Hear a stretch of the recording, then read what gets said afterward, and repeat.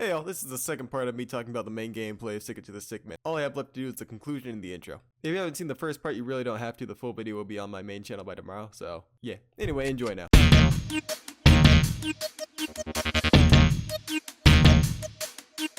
Let's talk about the physics of this game really quickly. They are strange, to say the least.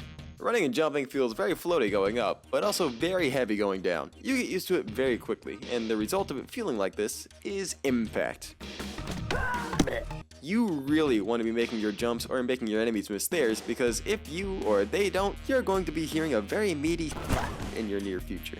Luckily, even if you don't have a clean landing, these guys come with a built-in parkour system.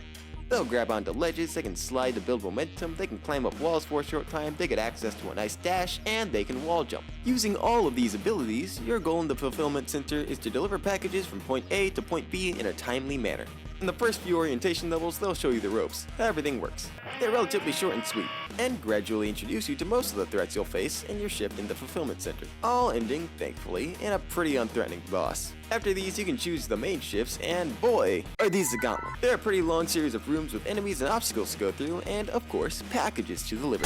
After each room, you'll get an upgrade, some of which are unique to this building. Then depending on how fast you were, you get to a shop where you can use your, company points. Jesus. This can lead you to snowball extremely quickly and become a powerhouse, but you also have to be extremely careful, else you get Clone Ward or the Gang Beast treatment. Combat is mostly avoidable and unneeded, and you can even grab some power-ups. These work by getting used first regardless of where they are in the move list.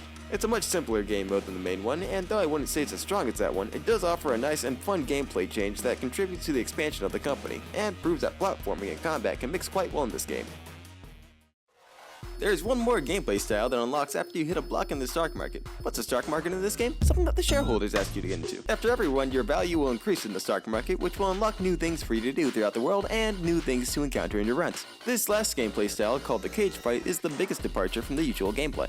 Have you ever played Shadow of War? If you haven't, you really should. Anyway, in that game, there's the fight bits, where you pit two orcs against each other in a fight to the death. Your job, if you want one to win, is to stack all the cards in your chosen orc's favor. You do this by giving him attributes that would give him a leg up on his opponent by exploiting his weaknesses. After you arm him with what you feel is a good loadout, you watch them fight and hope that your warrior isn't incompetent. You do the same thing here. Utilizing the move list mechanic in the game, you give your character a sequence of moves in a specific order that can only be used for as long as they have hype, signified by these yellow circles below the moves. After every round, that move will lose hype, and once it's depleted, that move will disappear from the move list.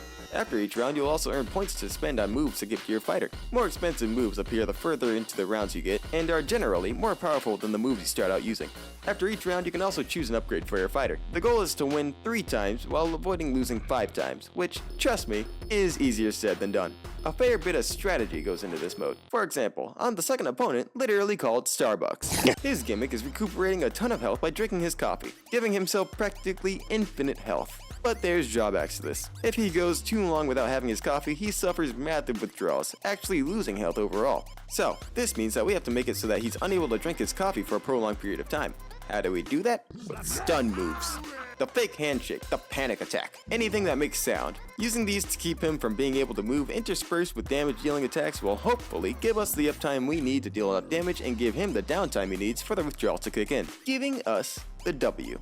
Of course, a fair bit of RNG comes with this mode, as is the nature of physics-based AI-controlled fighting characters, and that can lead to it being frustrating. But the game gives you a ton of chances to win and a lot of advantages that you just have to take advantage of. This mode will definitely not be for everyone. Hell, even I think it's the weakest of the 3 currently available, but by no means is it worthless or unwelcome in the game.